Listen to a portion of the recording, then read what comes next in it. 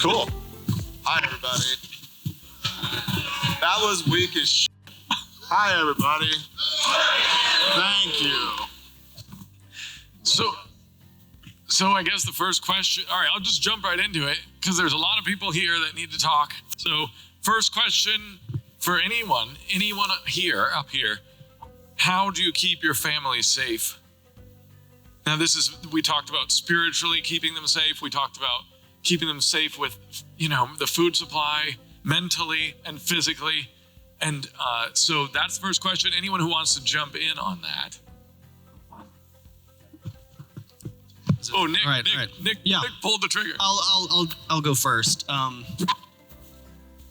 So, there's the obvious physical safety thing. I'm sure there's others here that can speak to that a lot better than I can. One of the things that I have purposed from very early on with my boys, I've got 3 boys, and the things that I have seen that have wrought the most destruction. I was homeschooled my whole life. My kids are homeschooled. Is seeing the lack of wisdom just everywhere. It is the norm. Foolishness is the norm. And so the thing that I have tried to do with my sons is we'll see an example of someone doing something foolish, and I'll ask them, hey, is that wise or is that foolish? And I'll ask them to explain to me why it is wise or it's foolish. And I mean, from 4 years old on, it didn't take too long before, I'd have a 6-year-old saying, that's foolish. Like, why is that foolish? Because this is going to happen if he does that. Like, that's right, buddy. So instilling wisdom, just looking at scripture, that's one of the most important things that we can pursue is wisdom. So that's my answer. That's true. God-fearing people. Security, God-fearing people. Real food, God-fearing people. Communications, God-fearing people. Blah, blah, blah, blah, blah. God-fearing people. It's as simple as that. Network with people who fear the creator of the universe and live life intentionally with them, whatever that looks like for you. And that's actual safety. Everything else is make-believe. I love the foolishness, though. That's beautiful because you gave them a framework to view the world through. Yeah, psychologically, it's important for me to impress upon them. And I have 2 teenage daughters, so pray for me. But it's important for me to impress upon them in their own words. These are therapy words, but or to adult words. In their own words, they need to think rationally over emotionally. There's nothing wrong with emotions, but if they're constantly making emotional decisions, which they do, I want them to slow down. Why are they so overwhelmed by this? And it's not stop, take a break, you're fine, take a breath, stop being silly, stop being emotional. It's, why is this so overwhelming? Well, I just feel like I can't get it all done at once. Okay, you can't. What you have to get done now, right? So it's bringing in the rationality of the thinking. I also think to keep your family safe, you should buy a kit from refugemedical.com.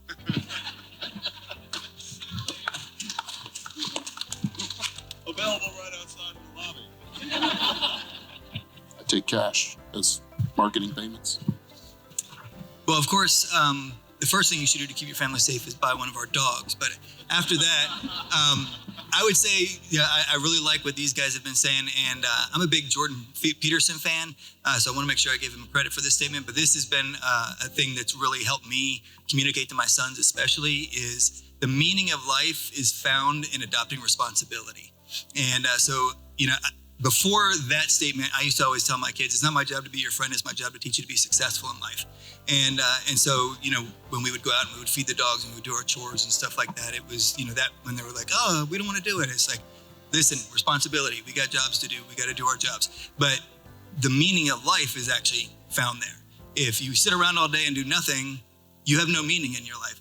And, I remember growing up and in our churches, it was always like, oh, let's try and explain the meaning of life. And, they would do things like, oh, to serve God.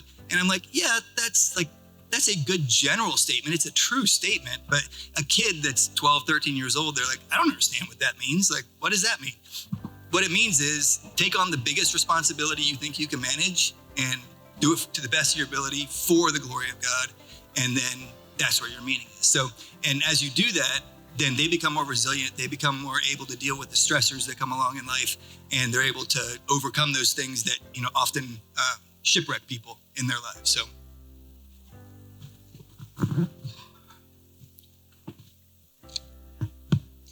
So I kind of come at, of course, there's all of these things, but for me personally, the things that I can control are like, what do I feed my family? What is coming into our home? What sort of chemicals or toxins and all of these things are in the grocery store that I don't want my family consuming? I have adult children. I'm a grandmother. We're sort of empty nesters. My adult children are not walking with God. Two of them are making steps, for which I am eternally grateful. There's never no hope as long as you're still above the ground. But one of my sons and my daughter-in-law and my grandchild, they quit eating pork about a year ago because I educated them on the toxins in pork and the parasites and how pork never stops decaying, which is why they don't make dog food out of it. It's terrible. And they're like, really? I'm like, yeah. They're like, oh, we shouldn't eat it then. I'm like, yes, thank you, Lord. But it's these little steps and just living it out in front of them to the best of my ability. They're able to see the things. And so that's kind of where I come at it is, what's going into the pantry, what's going into the cupboard, what's going into my family's bodies, and how can I educate them and other people that way? That's good. I'll end one thing is about protection. And one I think and say protection is protecting your children, but how do we protect our children is because we have to become warriors.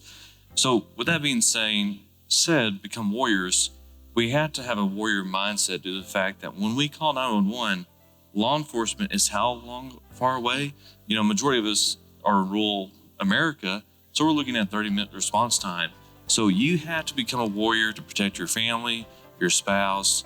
So remember that, because law enforcement's a long ways away, even though it's across the street right here. If someone walked in right now that was a threat to us, how long is it going to take them to get here? So I know there's a lot of warriors in the room, and that threat will be stopped immediately. But think about your home and think about your kids.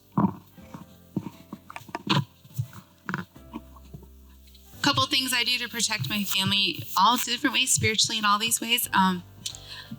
Number one, the older I get, the better I am at fearing God and not man. I care less and less what people think of me. And that makes me more of a warrior in all these different ways. It makes me more willing to do things that the world might think are drastic, things that even some of you might think are drastic. I do what I think I should do to protect my kids. Sometimes I do things that my kids think are drastic or extreme. And I would rather most of the time go too far and do too much. I love what you said. I've been, since my kids were young, pointing out the sin and consequences of other people's behavior, little kids. Foolishness is good because not everything is a sin issue, but a wisdom issue. So I do that too. But yeah, I'm always framing, this is what the Bible says, this is what the world says. So I'm always framing things for my children in those two views, so that they understand the difference. And there's a huge difference. The world says that when you're 18, you get to make all your own decisions. The Bible does not say that. The Bible says you should continue to seek the counsel of your parents. The world says that you go through a midlife crisis and you get to make all these dumb decisions. The Bible does not say that. The world makes all these excuses, and they sound so nice and so lovely, but they're not in the Bible. And so I've taught my kids the difference, and it's so many things. But yeah, I will be drastic any day to protect my kids and to teach them the right way. And when I fail, I confess it to them because they're going to notice it anyway. So we don't sweep that under the rug. We let them know we did too much or we did too little or we blew it ourselves, and then we move on.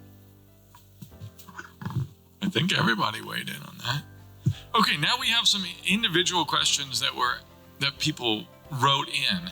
I'm sure we would have more, but I didn't announce it in time. So, but here's an important one, especially because of this event. Matt, this is for you. Is there ever a time that you should take action immediately as a civilian from what you see? So when you think about taking action, there's many different actions, and knowing all y'all today that when the word action comes to mind and when that word is said right now, this is, I believe what's coming from is y'all helping, saving a child, stepping in to defend somebody. So action could be potentially, I was at a tire shop the other day. I saw a father kicking a kid on the ground. So what do? I take action. I stop that. And was I in uniform? Did I have my gun and badge on? Well, I had a gun, but I still stopped it as a civilian. And so think about when the weak are being hurt, and remember what I said about being that warrior, stepping in front of somebody that's weaker than you. That's the most important thing. And so no one really knows when it is to take action, but you know it in your heart. And if you leave and you're convicted, you know what you should have done, because you now know what to do next time. I think that's great. Okay, one for Trevor. Can someone benefit from EMDR therapy even if it's not for one specific traumatic experience? Yeah, you actually saw some head nods of people that have done it. So when I finished kind of getting trained initially in EMDR years ago, the initial training, like basic of everything, right, is here's a specific event, here's how to work on a specific event. So I thought everybody coming in the door was going to be like car crash, call they went to, child event, and that's what was getting them. That's 5% of my day, maybe at best. 95% of it is tracing back to a series of events. Usually could be one event early, but a series of events more likely. And the way that I would describe that is very rarely am I even fishing for or pushing for an event. Like if one pops up, hey, this happened when I was 8 or 12 or 15 or 20 or 25, cool, I'll run with it. But 9 times out of 10, this is how crazy the brain is, how cool the brain is. When I ask people, what do they want to see change? My anger, my anxiety, my guilt, whatever it is. And through a series of questions that I don't necessarily want you to go through sitting here, through a series of questions, I want to know what does their reaction mean about them, right? What a phrase we use called the negative cognition. And to me, it's everything. And the negative cognition is usually a negative I am statement.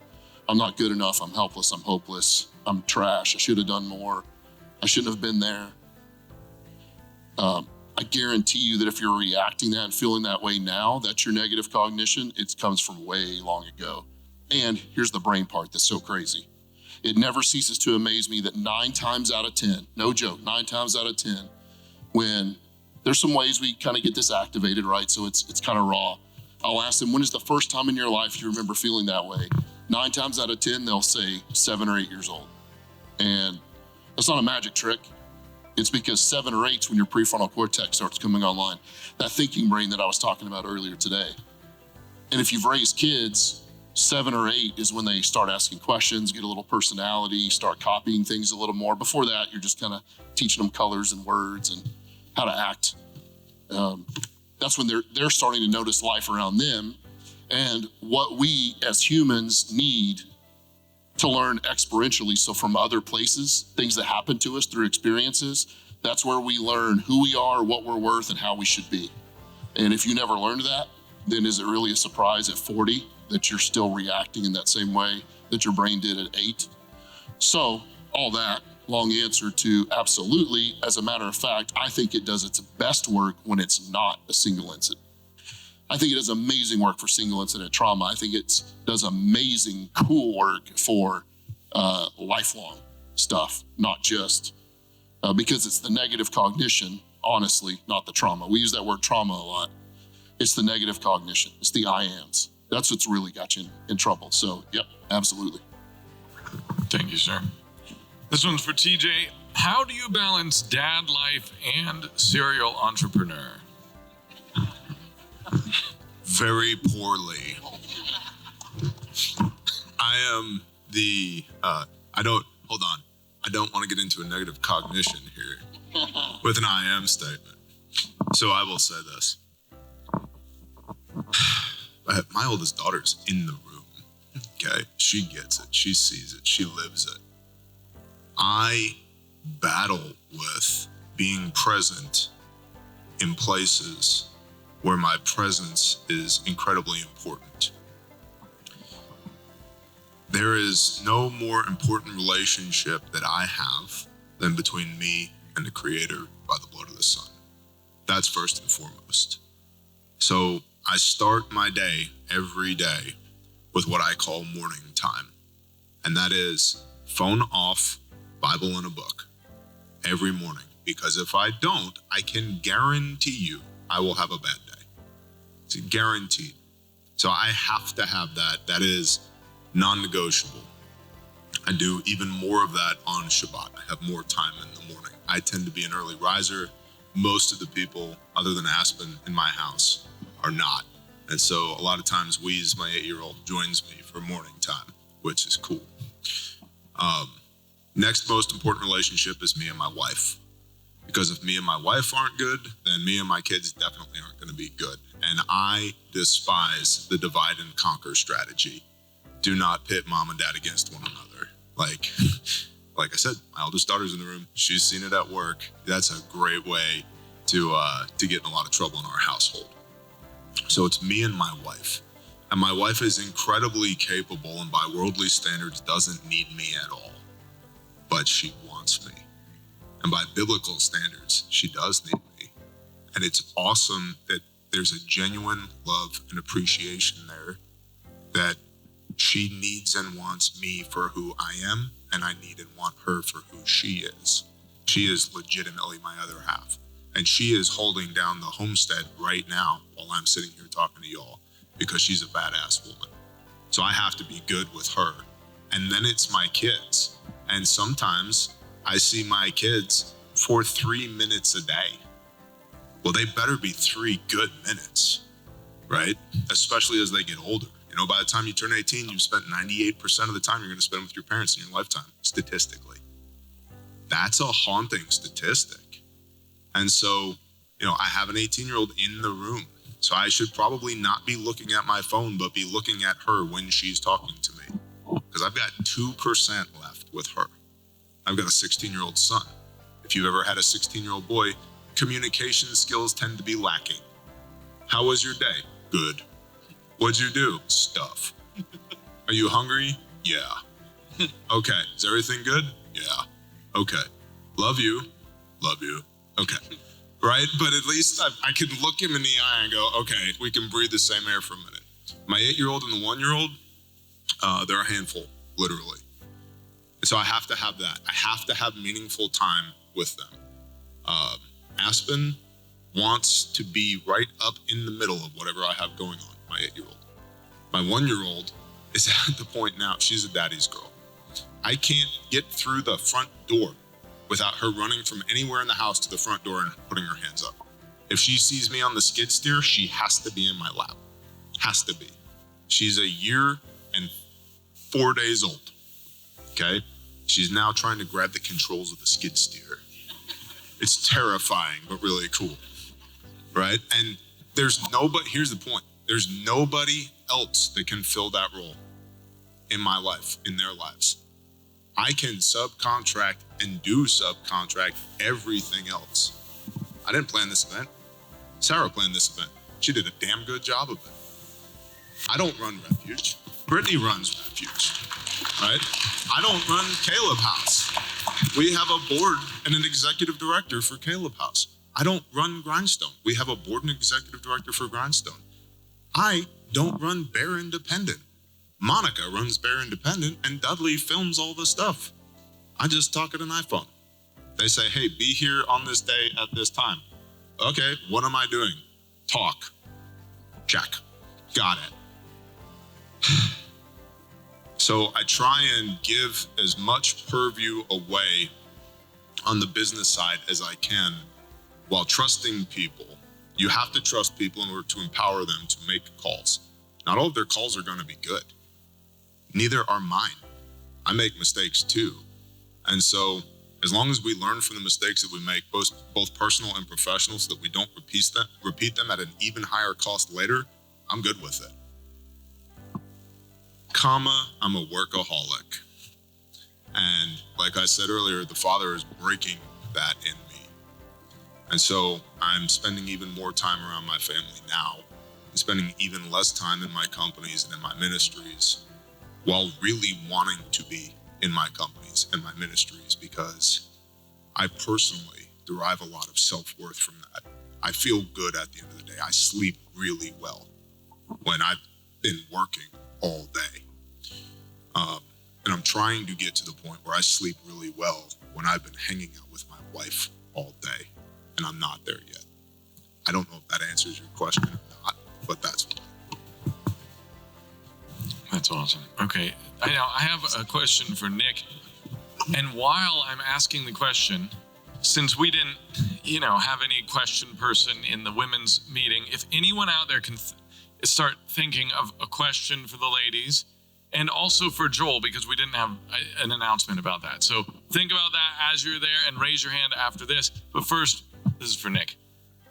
Nick, did you have any noticeable improvements when you started doing any of this stuff? For example, did you have, like, your land could only hold 15 sheep, for example, and now it can definitely hold 30.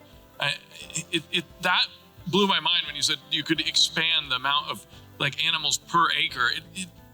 They recommend X number of animals per acre, and it sounds like that's not a fast rule. Oh no, that's not static at all.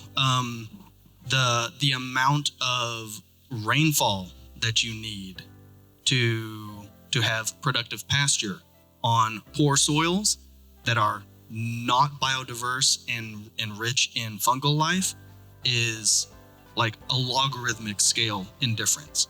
You have really, really healthy soils with a lot of fungal activity, and 1 inch of rain will be the equivalent of 10 inches of rain in poor soils, because it's just, and it's gone. And you don't bank it, you don't hold it, you don't retain it. That's one of the big things. Generally, you'll see at least a doubling in the efficiency of your water.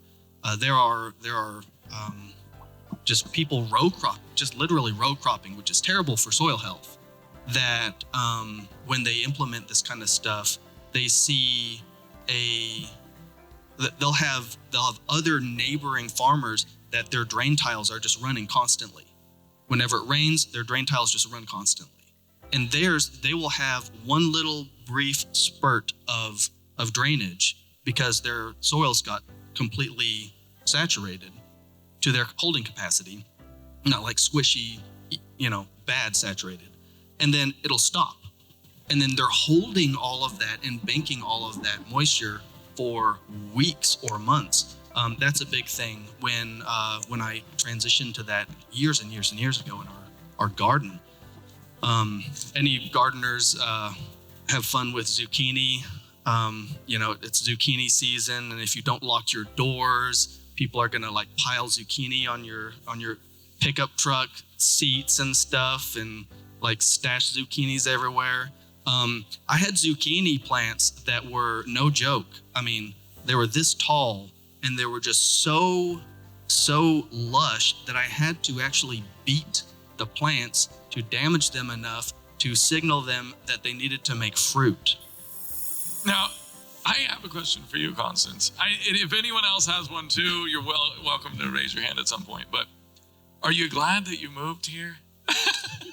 I'm putting her on the spot. I will always be glad to be obedient to the Father. always. That's good. It is a challenge homesteading when it looks like this as opposed to this, and having rocks instead of clay, which was much more workable and much more fence post sinkable. But I will always love where we lived in Alabama. I will always love that place. That was our first real homestead that belonged to us. And while we did think initially that we were going to be there forever, you know, when the father started saying, this isn't yours forever, and I wept and I grieved over it. And I got angry for a moment because I'm like, but I always wanted this. But then I immediately repented of it and I said, okay, Father. And I shared this last year, but for those who weren't here, I said, if you want me to sell everything and live in an RV and just be nomads, I will do it if that's what you want. Because what he wants is more important than what I want. And we moved to a place where, yes, we have a creek, but it isn't there when there's a drought. But I know we have a creator who can bring water out of a rock. And I've got plenty of those. So I don't regret moving because I'm not going to be Lot's wife. But I will always love where we had the opportunity to live. And I look forward to learning why the Father brought us here. But even if I don't, that's okay. Because it's more about being obedient than anything else. I'm glad you're here right now. Well, I have one for Joel, unless someone already has one. Because, Joel, is there any little bit of advice that you might give to someone who just got dogs, like puppies-ish? They're a little older than puppies, but they're going to be huge. They're guard dogs. To get them in order, sort of. They're not crazy, but, you know, Right. Like maybe something people don't normally do. Well, when I'm teaching people how to handle dogs or when we're running classes and we're training dogs, the biggest obstacle to overcome for most people is they think it's way more complicated than it is. And training dogs is super simple. That doesn't mean it's easy, but it's super simple. And it's this: whatever you let your dog do or you praise your dog for, you'll get more of. Whatever you give a consequence for, you'll get less of. And of course, you know, the stricter the consequence, the faster you get less. The more the praise, the faster you'll get more. But if you start letting puppies do things that you don't want them doing as adults, it's a lot harder to fix when they're adults because they've been doing it for 6 months, a year, 2 years sometimes. You know, I love these people that are like, I have this 2-year-old disobedient dog. It's still a puppy. I'm like, no, it's not. A 2-year-old dog is an adult dog. A 6-week-old dog is a puppy. Like, start training them to do what you want them to do. If you don't want your dog laying in your lap, it's going to be a 70, 80, 90-pound dog. Don't put it in your lap as a puppy.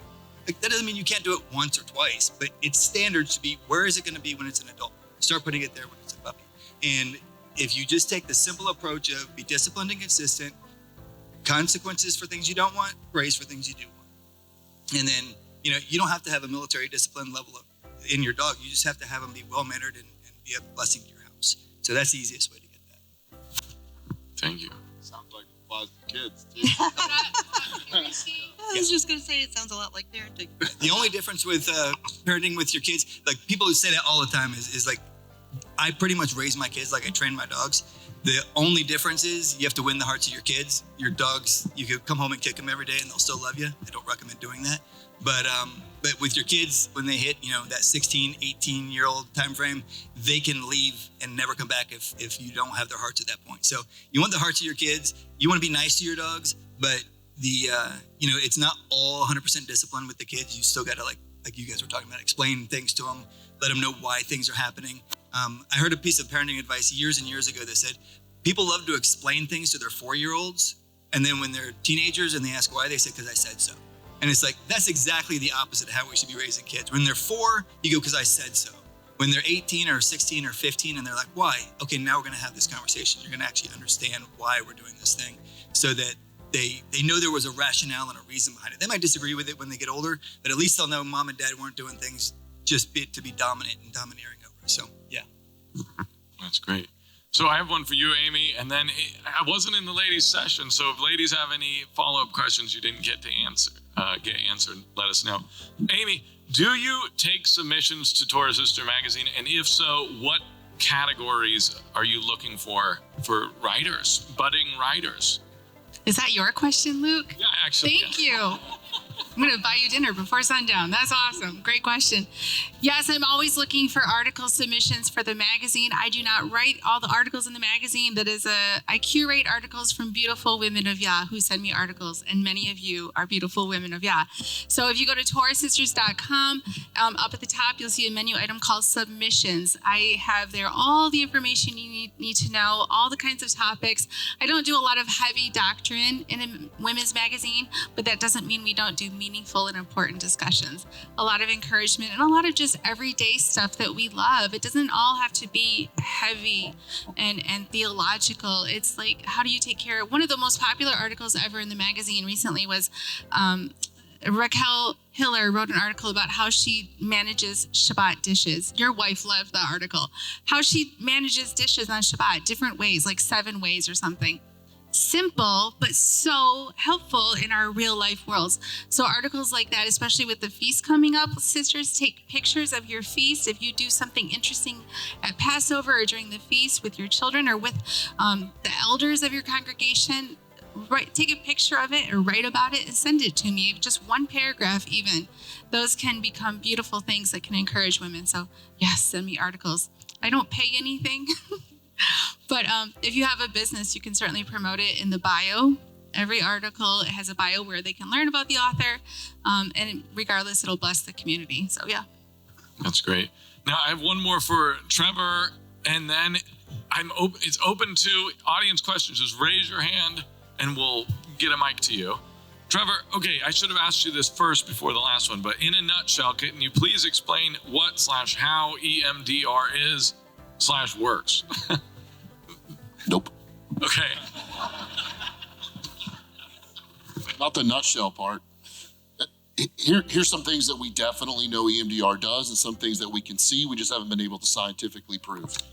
One of the things that I will tell you that it does that is very difficult to quote unquote scientifically prove, just because of the imaging isn't there, is that the best way to think about it is the left side of your brain is kind of the logic side of your brain. It's where everything lives. I talked earlier today about none of you drove here thinking about how to change a flat tire. But now that I said it, you have 7 images of changing a flat tire. Neurons that fire together, wire together. It's kind of your bookshelf, if you were. There's boxes over there for everything. And if you're changing a flat tire and it's in a blizzard and you didn't get off the road and the trucks are scaring you, you can add to that box so that next time you try to get off the highway. The right side of the brain is kind of the chaos side of the brain. It's not bad chaos, it's just all the incoming information, all the new stuff. And they serve different purposes too, left and right, but just for this explanation. So you got all this information coming in, and what tends to happen, we know about REM sleep, rapid eye movement sleep, is your eyes are moving back and forth. You're clearly not looking at anything. What's happening? Well, the left side of the brain controls the right side of the body and vice versa. So they're kind of reversing the polarity. It's a really cool design that we have. Eyes are moving, stimulating both hemispheres at the same time. All the information, for lack of a better way of saying it, is trying to go from the right to the left, be put away. Well, most of the stuff that you see here do today will transfer right over there. Where do you put really hard traumas? What box do you put that in? There may not be one for that. Now we know, going back to the negative cognition, that that's what kind of keeps it there. So it stays over there, kind of a raw nerve. And lots of things, triggers if you will, lots of things will flick that raw nerve. You heard a kid fall and scrape their knee on the concrete, it's a raw nerve. You don't have to touch it to make it hurt. Blowing air across of it is painful. So there's one thing we know it's doing is kind of processing it over. One thing we've definitely proven over and over and over again with research is bilateral stimulation. So eye movement, it can be vibrations, it can be sounds. There's lots of ways to do it now. Started with eye movement, that's why it's called EMDR. It slows the limbic system. It calms the limbic system, which is sometimes why taking a walk, bilateral stimulation, right? There's other things to it, right? Getting fresh air, getting away from the problem, but there's lots of things that you can do that are bilateral stimulation which is a strong tenet and necessity for EMDR therapy, and it calms the limbic system. Well, if we can bring up pieces of what bothers you while the limbic system's being calm instead of it overreacting, you can kind of figure out, okay, I don't like this. I don't like how this looked. I don't like how this felt, but I feel like I can handle this now, right? That's what transfers that, putting a filter on it or kind of moving it to the back of the head. People describe it different ways. So it processes the information, which is what we're there to set up to make happen. You can't just think of it and just do it yourself. We activate the information, we provide bilateral stimulation. It does its work in the brain, and then you can recall those instances on purpose or not and not have the same emotional reaction. So there's kind of that's as nutshell as I can say. There's way more nuances to it. There's way more things that we've been able to see over the years, like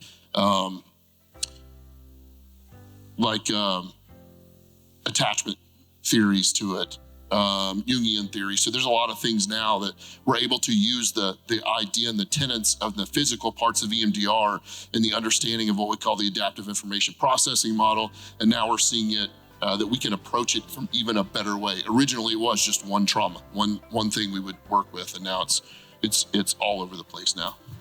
So, okay, let me see if I have it right, just in my layman's terms. So by stimulating both sides of the brain via moving both sides of the body, the physical body, either be it swinging your arms or moving both eyes back and forth, you're able to get both sides of the brain to better process and go through these events, I guess. Yes, and that's the one that it's hard to kind of to do like fMRIs and see. But again, even more importantly, I think, is the calming of the limbic system with BLS. We've shown that over and over and over again. And I'll add one more, what we call dual attention. So if I have you bring up something really difficult, it's right here. If we give the body a stimulus and then I bring up something, the way I would describe it is it's kind of over here. And really hard things I can look at over there a little bit. It's not right here, right? I don't know that that's the scientific term for how the brain does it, but it calms the limbic system, it's dual attention, and then the processing we know that it does. Yep. That's cool. Okay, I want to turn it over to the audience, but I have a question for Matt before I do. Sorry. I wanted to ask you this. I know that you kind of, in your slides, gave a few things to look for kids who are maybe in the middle of some kind of trauma. Are there any telltale signs for the perpetrators? Is it just impossible to pick them out of a crowd? Thinking back to your experience, is there any kind of like commonality that you find? Oh, all of them, do X, or looking at the trafficker, looking at the perpetrator, it's one of those things that we grow up as a family, we grow up as a church, we grow up as a community, and we're shocked when we learn that a person over here is beating their wife, beating their children.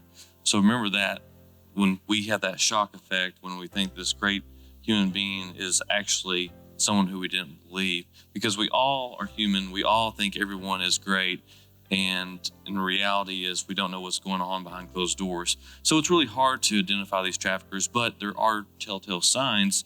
With trafficking, you have some traffickers that have the flash, they want the jewelry, they want the cars, but then you also have the familiar trafficking where they want to be hidden in communities where they're trafficking their children, and they just want to fit in so well that they're hidden in plain sight. So it just depends on what we're looking at. So a telltale sign is look at the child, look at the individual, look at the adult. You can tell when someone is being controlled when you start talking to them, if they're looking to their side, if their spouse is there, or if there's their parents there and they have that uneased feeling. Use your sixth sense, and what God has gifted us all with is that the Spirit working inside of us to give us that movement, to us to act, to us to make that statement, to just a quick report, talk to our friends about it so you can report to law enforcement or victim service providers, so we can make actions and we can look more into a home than what we can as a community. That's great. Anybody have questions for anyone up here raise your hand and I'll. Okay. I can bring him the mic. It's easy for me. Oh, she.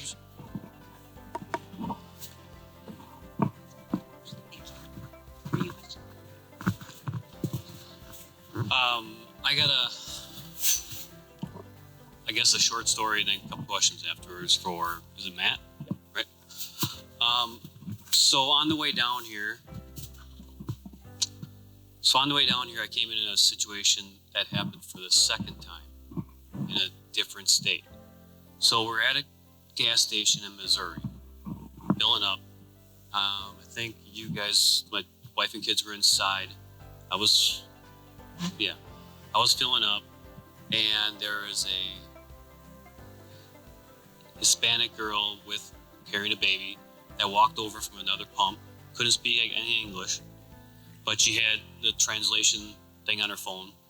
So she comes over to me and she points at her phone, and her phone says, translated, you have a beautiful family, or no, God blessed you with a beautiful family. Could you bless me with money to fill my tank? So I'm like, okay, red flag. Like, flags pop up.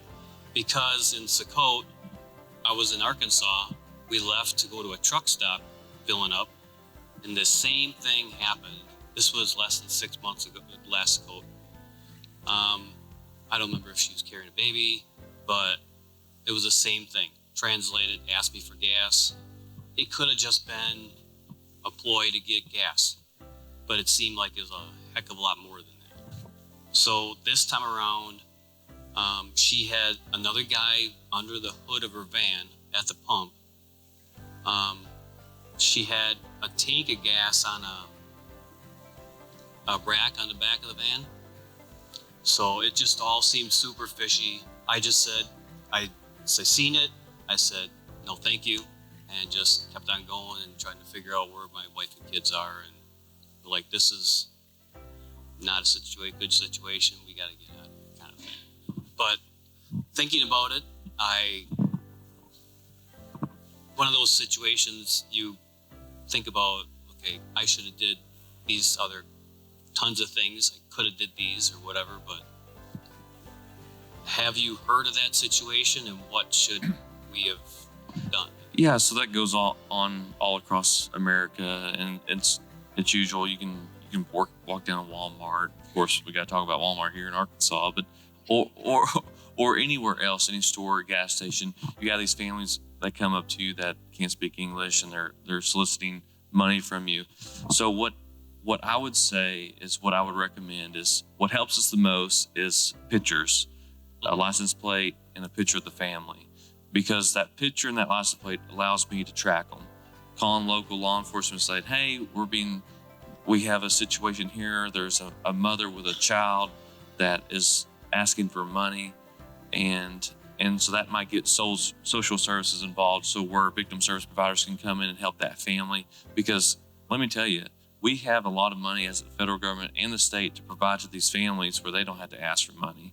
And we have places where even if they're not citizens of America, we have services for them that nonprofits provide. So getting that picture of them and getting a detailed statement in your mind and think about what they said. So in contacting that local agency, be like, hey, this is what I just seen. And the next thing is so important. You reached out to that local agency. The next thing is reaching out to that next higher level, because say you leave the gas station, you're driving down the interstate, locals come, they're gone.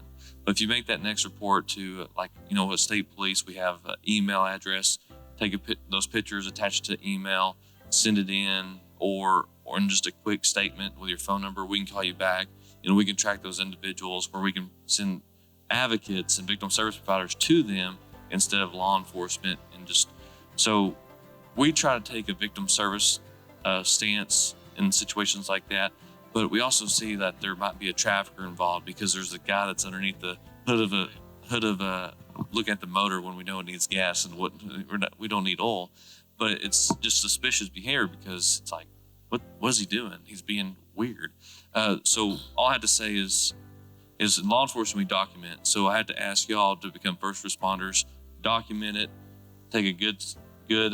Write it down immediately, and you don't have to send it an email just right then and there. Just call local law enforcement. They might blow it off. Not everyone's educated. We're having to have a mass education on law enforcement on this, but that follow-up email to that state or national trafficking hotline could save these kids, provide them services and things like that. So that's a great question, because I don't think I covered that at all in my presentation, but it's all about y'all becoming first responders, documenting, and having a follow-up report. Thank you. I was gonna stop by your booth, but then I was starting to think, like, this is the second time this has happened to me, and I'm from Wisconsin, and if I came down here and this happened twice, this might have happened to someone else. All right, who's had this happen to them? It's happened to me. All right, we got a lot of hands. I see about 10 hands. So I figured I'd bring it up. So thank you for bringing that up, and it's important to bring up. Wow, man. Okay, another question. Anyone raise your hand? I see one back there. That's the first one I saw. Did you see him? Here she comes. Anyone else after him, so we have it streamlined? Okay, I can't see, but maybe. Put the light on him. I'm just kidding. I'm kidding. Yes. There's one in the middle. This question's for Dr. Trevor. So, I went to deployed with Grindstone to Barnesville, and when I came home, I felt like I was doing something wrong by being home because, nothing really at home needed my attention like the families in Barnesville. Well, it's not like going to war or something, so it's not something you would classify as PTSD in my mind. But recently I've seen people talking about ancient warriors had certain rituals that they would do before they were able to go home to the tribe.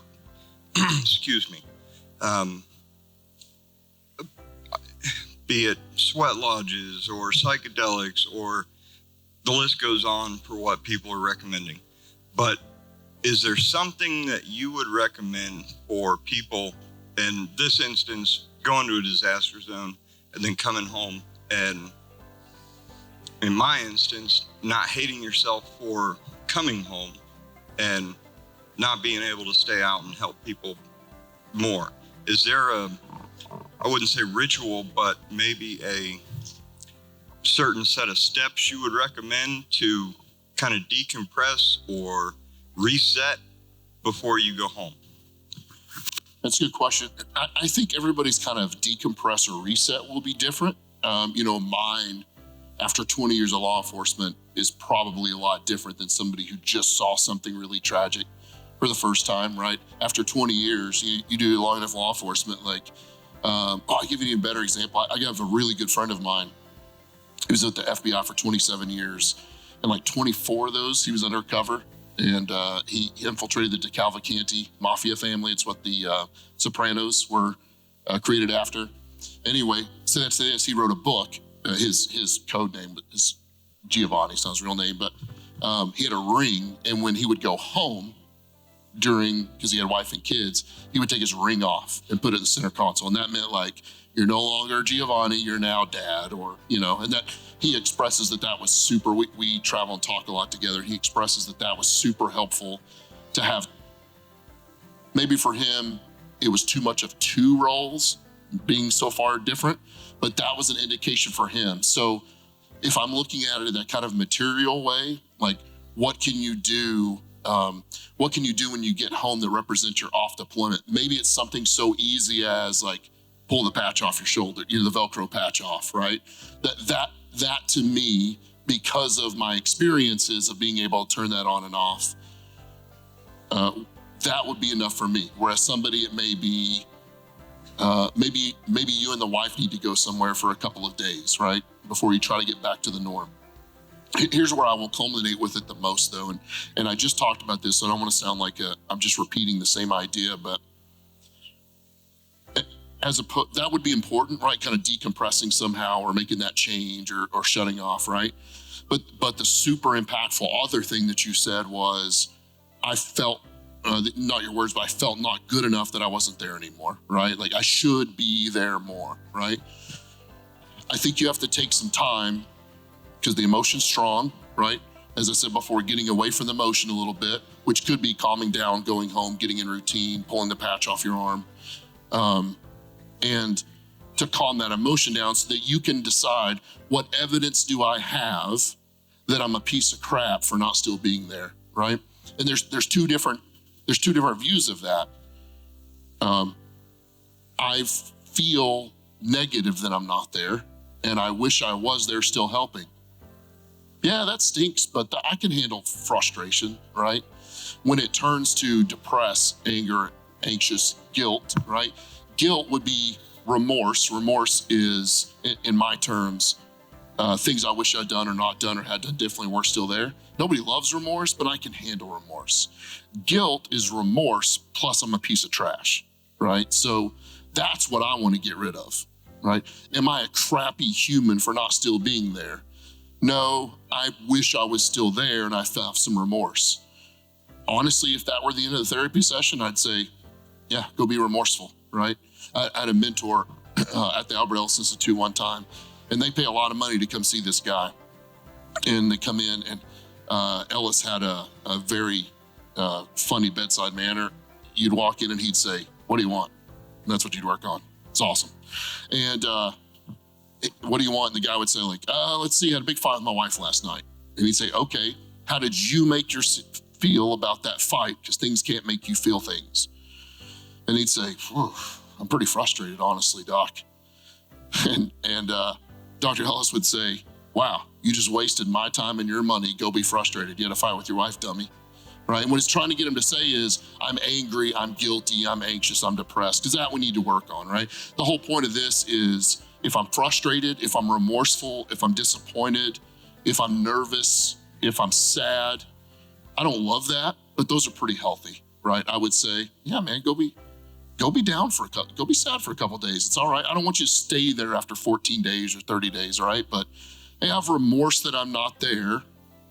But if you will sit there instead of guilt, what the remorse will do for you is, but there are still people there. I did what I could. I need to be here, right? The things that probably, you didn't say family or whatever, but a spouse would say, like, I'm glad you're back, actually. I need some help around here. Or you have a place here. I'm proud of you, but I'm really glad you're back, right? So that's the things that I can prove, the rational things I can prove, that prefrontal cortex thinking brain will battle that limbic system, that overreaction, and go, I wish I was there. I enjoyed it and I liked helping, and I feel kind of bad that I'm not still there, but I'm not a piece of trash for not being there. Honestly, we'd say, yeah, sounds good. I hate it for you. It'll come back around where you felt good that you went, but that's where I would leave it. No, when the negative cognition's no longer provable. One of the things that Grindstone can improve and has been improving is, what does leaving look like? That ministry has been growing too, praise Yah. It started with a minivan and let's drive to Florida and, cook food for people. And with Kyle and Cindy and Jason and Dudley, they're doing a much better job of professionalizing Grindstone, which is awesome. We're still us, which is also awesome. But the process of leaving, I get it too. But I hate going home. And typically we tell people to stay for 7 to 10 days. Because past 10 days, you're worthless. You think you're doing great, but you're worthless. Especially if it's your first deployment, because you don't have the stress inoculation yet. And it's overwhelming. You add into that, there's an element of stoicism to a Grindstone deployment. I'm sleeping on a cot, eating whatever food's available, and I'm surrounded by destruction. And I'm alive. And things are good. And Yah is showing up. That's amazing, right? So you're in a stoic element where the Father is showing off, and you're surrounded by a tribe of people that are all unified and pointed in the same direction. All efforts are pointing in the same direction, and so there's a lot of camaraderie there as well. And so to step away from that and go back to your boring everyday life that's filled with people that you love, and they love you back, and they need you, like Trevor was saying. A lot of times It's that rebound effect of like, man, my normal everyday life sucks. Well, to Trevor's point, no, it doesn't. What rational inputs do I have around me? I can look at my wife and go, well, she doesn't suck. She's amazing. My kids are awesome. I have 3 dogs. They're cool. There's a skid steer parked next to my house. I can go play in the mud. Like, I can go to Refuge and talk trash on the camera. Like, none of this sucks. This is awesome. It's just different. It's a different version of awesome. And so, as to answer your question, read the ritual. What I would do, and what I have done in the past, is get a sheet of paper. You guys know me. I like to write stuff out where I can see it. It gives me a little bit of standoff to reflect on. Write down best experience, worst experience while you were there. What assumptions did I have that ended up being true, where I was right? And what surprised me? I had no idea it was going to be like that. And what would I do different next time? Give yourself your own little after action report. And know that as far as rotating in and out, 7 to 10 days, man, like I've seen it. At 14 days, people break. It doesn't matter how good you are. If you were in Helene, the top of our building, our little intel section, was filled with SOF operators, Special Operations Forces, dudes, like real legit dudes. People break at 14 days. That's just when you're no good anymore. You gotta go home. You need a few days off. And so, even knowing that, when I go for 7 to 10 days, I still wish it was 14 because 14's the man number. And I hate the fact that I have to leave, but I also know that if I don't, I'm going to be useless on site and back at home again. And that doesn't help anybody. And more brothers and sisters are coming. I have left to me 7,000 men who have not bent the knee to Baal. The Father needs you to go deploy for Grindstone, but he's got a bunch of other people that deploy for Grindstone too. And the cot that you've been sleeping on is waiting for the guy who's coming next. So you don't have to feel any guilt for that because we've always gotten everything we needed and most of what we wanted. Tracking? Sure. Thank you. You guys drove all this way. I'll give you behind the scenes. TJ and I are best buddies, right, for years now. We lean on each other for different things, psychologically, religiously, all different things, friendship, business, right? We talk all the time. And I was in Tennessee with them, and I was glad to go down, try to put some psychological effort into that. After, I think it was your second time down there, by the time I was able to go down there. And at the end of that, I was like, man, I think, I'm like 7 or 10 days. I don't remember how much it was. I'm like, I got to get back to the house. And, here I, the specialist in this craft of, that he knows personally, my buddy knows personally, I want to stay like 30 days and help all the people that are there. He's like, yeah, go home. And he's like, I think I'm going to go home. And I'm like, yeah, go home, right? Like, we have to check each other too, because he and I, the people we are, we'll stay 120 days. Yeah. Because what we say to you doesn't apply to us, right? Because we do this for a living and we're professionals, right? And it's total BS. We have to look at each other and go, time to trade out. Question. Who else have? I'm in the back. I'm going to work my way front, okay? Question for Trevor. And the question is, along the lines that we just talked about, this feeling of guilt, how does this, what characteristics are shared between this and co-addictive behavior and also survivor guilt? Man, it is all serotonin and dopamine and adrenaline and norepinephrine, right? No matter the vice, and over volunteering can be a vice, right? It's a great question, our drive to want to help. Because one of the first things I tell people, especially when I'll see it a lot, is like people getting out of public safety or military. And again, that's only half my clientele, but I track that because of my past. They're like, yeah, man, I'm so excited about retirement. You need to find something else to do right now. Like, take 30 days and go fishing. then you need to find another purpose because you are going to fall on your face. Now, purpose can be, I never got to see my grandkids while I was in the department. Now I'm going to hang out with them. Yeah, great purpose, right? But you got to find it. So it's that important to have purpose to me. You can go too far because why does it work? Because it feels pretty good to help other people, right? There's part of our brain, we're learning more and more about the anterior cingulate cortex, these little walnut-sized things on either side of our brain. And there was a lot of thought, belief, I don't know if that's the right word, that it would have our brain deal with more of the dopamine when we were happy or doing things we liked. What we actually found out about these areas is that those activate to get the dopamine or produce the dopamine or use the dopamine when we're doing things that we don't really want to do, right? We go do the hard stuff.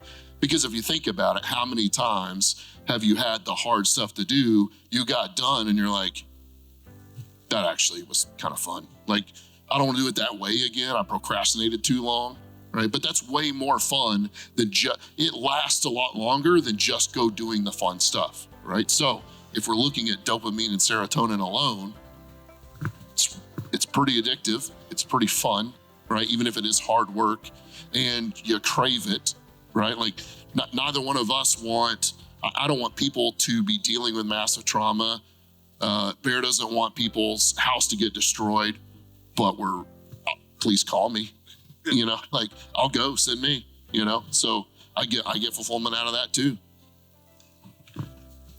I think we have to cut off Dr. Wilkins from questions for a minute. If you have more questions, for him, you're gonna have to mob him afterwards, or at least we gotta give him a break. Why don't you fight him, Luke? No, you fight him. You fight him. But if all of those other questions were for him, we just have to mob him afterwards. We gotta move on to this side now. Anyone still have questions? Yeah, so following the directions, this question is for Bear. I'm struggling with Joseph being called to store up rice and grains for 7 years. Where are you? I'm over here, Bear. Sorry. Okay, I see you. In the blinding light. Yes. And so you have that side of the pendulum, and then it swings, in my opinion, to the other side of the extreme of Matthew 6 of, the birds don't store up anything in the barns. Aren't you more important than the birds? So my question is, how do you combat those two, in a room full of survivalists, preparedness, Boy Scouts, just people being aware, and what would a good direction to be, between those two swings of the pendulum? Priorities, callings, and convictions. You can't waste today for tomorrow, right? We deal with today first. The evil of the day is sufficient to the day therein, right? And the birds aren't worried about today. I've never been a bird, but I'm assuming they're not worried about tomorrow either. They're provided for. They have everything they need and most of what they want. And more so with the look at the birds is the natural nature in which birds act like birds. And they're wholly dependent upon the Creator, and it's no skin off of their nose. We suck at that as people. They're carefree. Oh, look, a tree. I'm going to land in this tree. A nut. I think I'll eat that. They literally flit around from one thing to the next. We call that ADHD, right? You can't do that. You got to punch the time clock and do meaningful work and all of that. And so I think there's an element of provision with the birds, but it's much more so an element of trust with the birds. Comma, you're correct. There's absolutely a biblical principle on storing up on the model of Joseph. And you can go to Deuteronomy 28. One of the blessings in Deuteronomy 28 is the blessings on your storehouses. Okay, that implies you have storehouses. Can't bless something that doesn't exist. Tracking? Does that make sense? So we should never trade today for tomorrow because tomorrow's not guaranteed. So I can be carefree as a bird today, knowing that the Father's going to take care of me. And also, as long as I've got a couple extra bucks, buy some buckets and put some food in them and put them back if I have that conviction. And not everybody has that conviction. And that's something that's taken me 7 years of talking at a YouTube camera to figure out. A bunch of us are convicted to prepare a place in the wilderness, however you quantify prepare in wilderness, to prepare a place in the wilderness for the woman when she flees to the mountains, when something bad happens. We also look at Revelation like that's the big bad thing that's going to happen, without realizing I'm literally preparing a place in the mountains for women who have been abused right now. Okay? Couldn't do that if I didn't have storehouses. While trying to be as careless as a bird, Matthew chapter 6, that the Father will put whatever I need into my hand to fulfill his purpose, not mine. So, what are the apologetics on that? Hell if I know. I have no idea. But I definitely know that I can't force anybody else to have my convictions. I can just do the convictions that I have. John chapter 16, the Ruach HaKodesh, the Holy Spirit is in charge of convictions. I'm in charge of obedience to the best of my ability. So if the Father tells me to stack up my storehouses, I'm going to do it, and I'm going to try and do it as careless as a bird. And if he doesn't tell you to stack up your storehouses, cool. I think that's dumb in the flesh. I think you're going to need it. I think it makes a lot of sense. Okay, well, maybe they're the fleeing party, and maybe I'm where they're fleeing to. Do I resent that in the flesh? Oh, all the time. All the time. Man, you should have stacked your own buckets. You should have had your own beans, bullets, and Band-Aids. Here's the thing. We go back to the birds. Whose beans and bullets and Band-Aids are they? They're not mine. Like Candace was talking about. She had this beautiful homestead in Alabama. Stewardship. It's not hers, it's the Father's. When we moved from Texas to Oklahoma, we lived on a third of an acre in North Texas. And we were praying for 3 years in murder and debt. Father, get us out of here. I need a piece of land. I can't raise my kids here. This sucks. And clear as a bell. It's like, you're not even using the land that you have. You want this giant piece of land, and you're not even doing anything with the third of an acre I gave you. And so we started, backyard laying hens and meat chickens and rabbits at the time, and row crops and raised beds and the whole nine. Rainwater catchment. I had 14-foot tall sunflowers in my backyard, which is a bad idea as a prepper because the fence is 6 foot tall. So everybody knew. And we realized about a year before we moved, we were not preparing this place for us. We were preparing this place for whoever comes next. And no freaking joke. My mom and 2 of my little sisters relocated from upstate New York to that exact house in Texas. So had I not done that, my mom would be in a much worse position than she is right now. So having that conviction to store up in your storehouses doesn't even necessarily imply that you're going to get to use it, because it's not yours, it's the Father's. And doing all of that with the mindset of being as careless and carefree and trusting as a bird while you're doing it, because we work for the creator of the universe who has infinite resources, that's a mindset that should be applied to the conviction to store things up, if that makes sense. Please do. Yeah, I 100% agree with all of that. Another thing that really helped me kind of work through both of those is there was a guy I was listening to, and the Matthew chapter, he kind of looks at things from a psychological perspective. I believe he is a Christian, but he's a psychologist, so he likes to evaluate everything psychologically. And the Sermon on the Mount covers a couple of different things, but one of the things it specifically addresses is seek ye first the kingdom of God, and all these things shall be added unto you. And then they go into all of the, don't worry about what you're going to eat, don't worry about your clothes, all of those admonitions that Christ gives. And his perspective on that was, our first thing is to be upwardly oriented. So we have to aim at the highest good, which is God. And we get our lives oriented in that direction, and then we trust him that it's going to work. But there's work involved in that. It's kind of this thing that trust God, but he doesn't want to expect to see you leaning on a shovel when you want a hole, right? If there's a hole to be dug, dig it.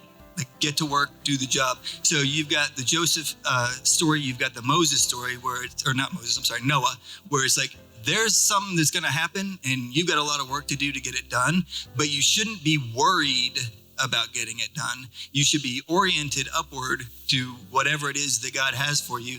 And then you do the work, and whatever the results are, the results are.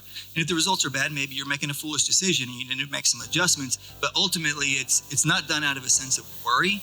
It's done out of a sense of, okay, now I have this singular focus on this thing that God's put right in front of me right now because I'm upwardly oriented. And I know that whatever it is I'm supposed to do, I'm trying to go in that direction. When I find that I'm veering, I try to reorient myself. But and you know, we're always going to see as we move forward in what we think is the right direction, what we think is upward oriented, we're going to realize, oh, I'm off a little bit. Like, you know, somebody will come along and smack us, or God will come along and smack us back in the right direction we need to go. But I think that's really how those two things balance themselves. Is one is overall we try to get ourselves oriented properly, but then we focus on the thing that's right in front of us and we go with that one step at a time, and we just trust that God's going to take us where he wants us to be. A little bit more than that. Oh, I'm sorry. You want to go? Go. So something that I actually mentioned to TJ last year here at this event was about striking the balance of being a prepper and homesteading and all these things and not allowing it to become an idol, not allowing our faith to be put in the stuff that we have. And I will tell you, and I've shared this publicly, so it's not that new, but when we had our homestead in Alabama and I had all the preps, this was like just after COVID and all of that mess. And there was so much chaos in the world and so much fear with all the people out there. And I remember walking through my woods and praying, and it wasn't very good prayers. It was selfish prayers. And it was like, Father, we have all this stuff. Please protect us from all this stuff that's crazy in the world. I've worked so hard to build this because my husband's not a prepper. I am. And so it's like I felt this responsibility to make sure that all of these things were safe for my family. But I had allowed my preps and my homestead and all the stuff that I had done for me and my family to become more important than trusting the Father. And so it was shortly after that where I started suddenly getting this, what? We're not going to stay here? No. But I've come to a place now personally where because we're in Arkansas and because we're not on the perfect land and because there's so many challenges, I'm okay with it. Because when I began being obedient to the Father and we began this move to Arkansas and the prayers that I started seeing answered, prayers that I'd been praying for so long, my trust in the Father grew exponentially. And my trust in my pantry, all of these warrior men and women who work with Grindstone and do all of this work know that all that stuff can be taken away in a blink. So I think, in my opinion, it is important to be wise when you see a storm coming, prepare for it, but never put your faith in it. So we do the prepping, we do the Joseph stuff, but then we have to remember that if something takes it all away, we've still got a Father who will take care of us. And that's what's more important.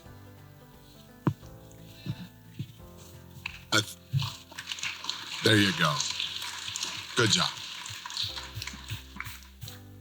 I think the balance is you do the work of filling the storehouse with the carefree trust of the birds of the field.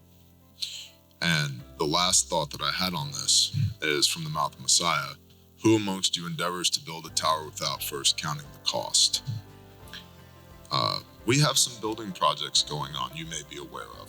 It's part of why we're all in this room right now. I don't have all the money I need to build that thing. We wouldn't be here if we did. Doesn't mean we didn't start building it. That's the birds of the field.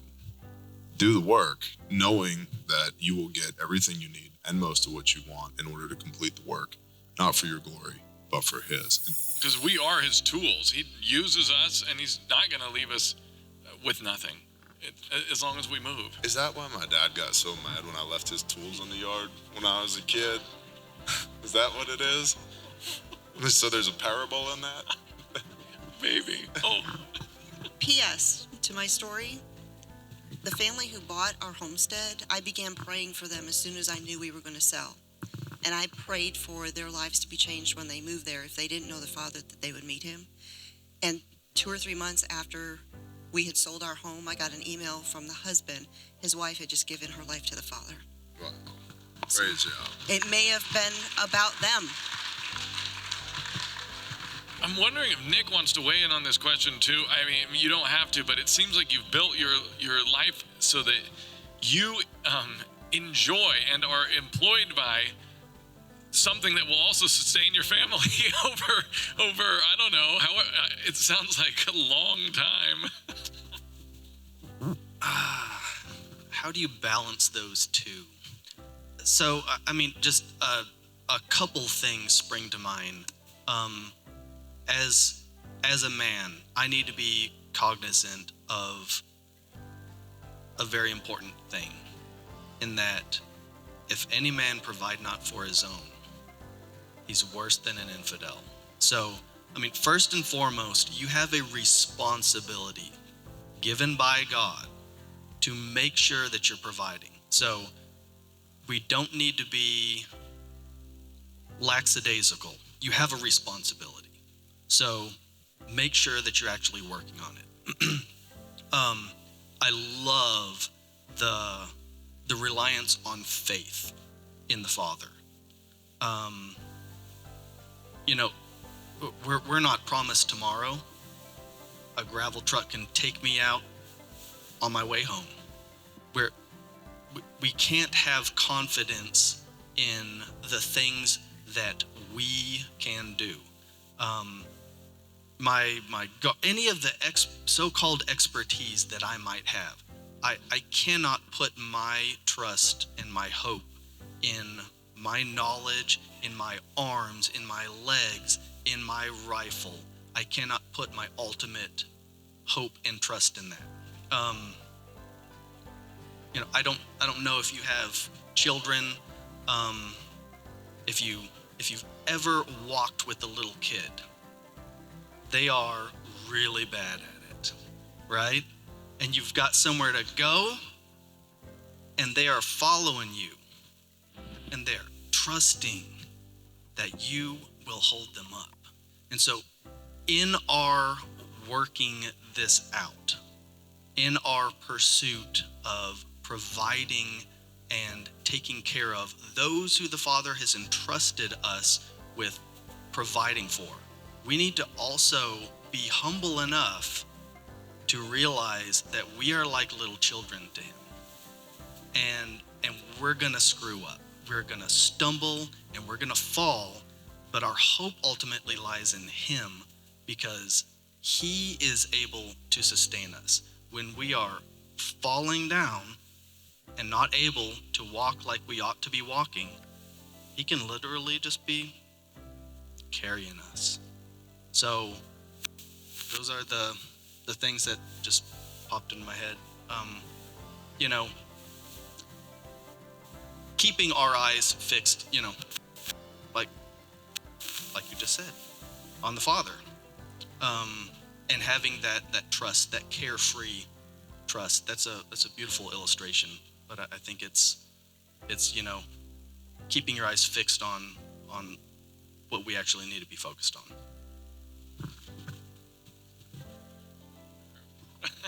It was good. Well, do we even have time for any more? I haven't looked at the clock. I don't know. 6:30? Oh. All right, we got time for another one? So does that mean we... Okay, so we only last question, then we have to disperse like ants immediately.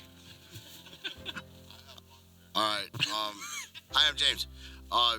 TJ almost got into my question that I was asking, that I was going to ask. The reason everybody's here, the reason people that want to be here aren't here, the reason people donate, how we advertise, how we push to our families and our mags and our churches and our work people to try to support Caleb House. How much of a dent in two places are we making? How much of a difference are we making? Kind of like a sit rep as much as you could say that to motivate everybody here and to be a witness to everybody. How much of a difference and a dent are we making in Caleb House getting built, and B, I'm assuming locally is those of us who wants to quote help punch pedophiles in the face, right, with our wallet, help the professionals do their thing, because that's like we all want to foot stomp that evil. How much of a dent, or as much as you could say OPSEC, how much of a dent are we making in those two categories? Figure out how to gracefully dance around some stuff real quick in my head. Our fundraising goal for 2025 is 2.5 million. My personal goal is 4 while being on sabbatical, because that will fund, by and large, the remainder of construction at Caleb House 1. It's important to understand that Caleb House 1 is a functional prototype, and the goal is not to build one facility. It's to build as many facilities as we need to build until we don't have this problem anymore. And if that's 377, okay, cool.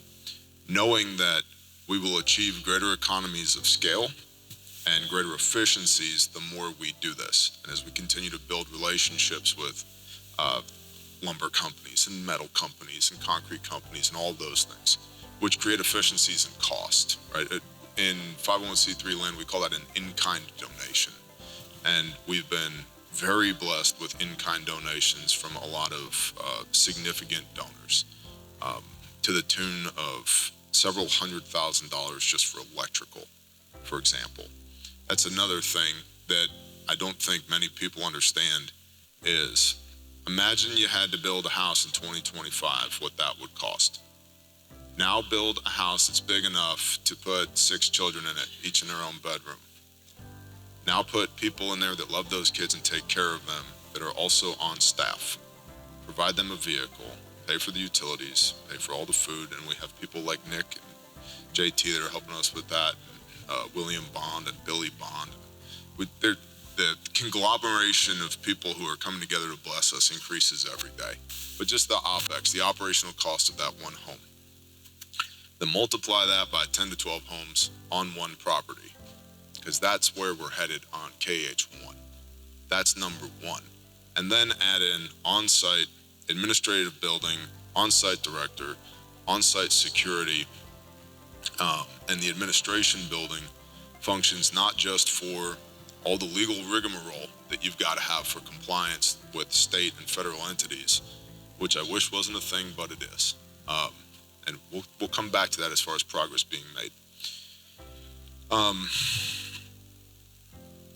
But we've got the OPEX, operational expenses of the administration building, that also functions as an in-processing facility, because depending on the circumstances of the trafficking, the person can't go from the street to a long-term facility. They have to go to a short-term facility first, AKA a 23-hour facility. Well, I would like to control that too as part of our pipeline. So we get the people, we bring them in a 23-hour facility, which is on property, and then they move into long-term housing. Thus far, the shop building, the barn is built. In the barn is the barn door for the caretaker. The caretaker, and it's complete, it's done. The caretaker is the guy with the weed whacker and the AR-15, mostly AR-15. You know, you drove down the wrong road, that guy, okay? And by the way, we're building a restoration facility, not a prison. It can't be concrete and razor wire. It's got to be permaculture and trees and flowing water and earth tones and also not a construction site. So balancing all of that as it's all going. So the barn door is done. The caretaker's facility is done. The pad for the admin building is mostly done. It needs a little bit more dozer work, which I've been saying for a year. It's a little more dozer work, and we're just right there. We've got 3 roads built on property. The on-site director's building is beginning construction as soon as we can pour concrete, and it's been a little wet here lately, and it is funded for 2025. Care House 1 is 3 weeks from being done on finish out, meaning that people will be able to move into it and live there and effect care there. Care House 2 is slated to be 2 of 10 is slated to be constructed and completed this year. The well house on property, we're building a well house, and the idea is that we're going to pump water out of the ground, put it into big tanks, and then pump it from those tanks into each individual building on property so that we don't run the well dry all the time. That is in process, should be completed within a few weeks. I cleared a right of way to add more power to the property recently, which I thoroughly enjoyed because there was chainsaws and heavy equipment. And so by the end of this year, with current budget and current staffing, by Q4 of this year, we should be operational at that facility while still being under construction, adding more houses as we go. Does that answer part of your question? Okay. As to the financial impact to the $2.5 to $4 million that we're hoping to raise this year, I have no idea. I don't know. But I do know who to show you to talk to out here, who's on the board, who's the treasurer, whose job it is to know the answer to that question. I know that we don't have 2.5 million. And so that's the goal, to raise that. On the legal side, one of the challenges that we have had is that you get opposing, what is the word that I would use, regulation from different entities at the state and the federal level, where the left hand doesn't know what the right hand is doing. I'll give you an example. Anybody in here ever been in residential construction? Anybody? Okay. So, to borrow a phrase from a brother, when you build a house, you count closets as living space. It's a 2,000 square foot house. That's including the closets, right? Well, unless you're building a care house, it's regulated by a state entity that doesn't know their asshole from their elbow. Yeah, I said that part out loud. That here's when you include closets and living space. Oh my gosh, they're gonna put babies in closets. No, it's just national industry standard closets or living space. So when you design a house that has a minimum square footage per child and per building standards include a closet in it, like every other person who builds a house in North America, turns out the regulating body goes, no, you can't include the closets, and people don't live in closets. And therefore, the rooms are too small. And therefore, we're doing an impromptu remodel because my construction team is freaking amazing to fix it. So things like that. And in Oklahoma, we are starting to get enough rapport at the state level to where Caleb House's policies will be the de facto state policies for restoration facilities in Oklahoma, so that we are setting the standard, not the other way around, so that we don't have to deal with this again. And so this is a multifaceted approach. The construction side, the regulatory side, victim services. We have multiple victims, we call them survivors, in our care right now that are being facilitated by teams, professional teams, legal and therapeutic and medical doctors, and just facilitators, people to just help them live life at multiple different sites. That is happening right now. And the victim services teams are in large part the unsung heroes of what we do, because we never talk about it and we'll never show it on camera, because those kids have a right to privacy too. And I'm not going to parade them in front of camera like a Sarah McLachlan ad to, for just $5 a day, you can support this kid who had their life ruined. And then there is demand reduction operations. That is something that our field teams, our hood rats, run as well.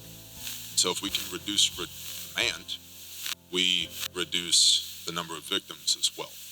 And the particulars of that I am not at liberty to discuss in this setting. Suffice it to say, they're really freaking good at their job. And I'm amazed at the quality of people that the Father continuously brings to us to support this mission.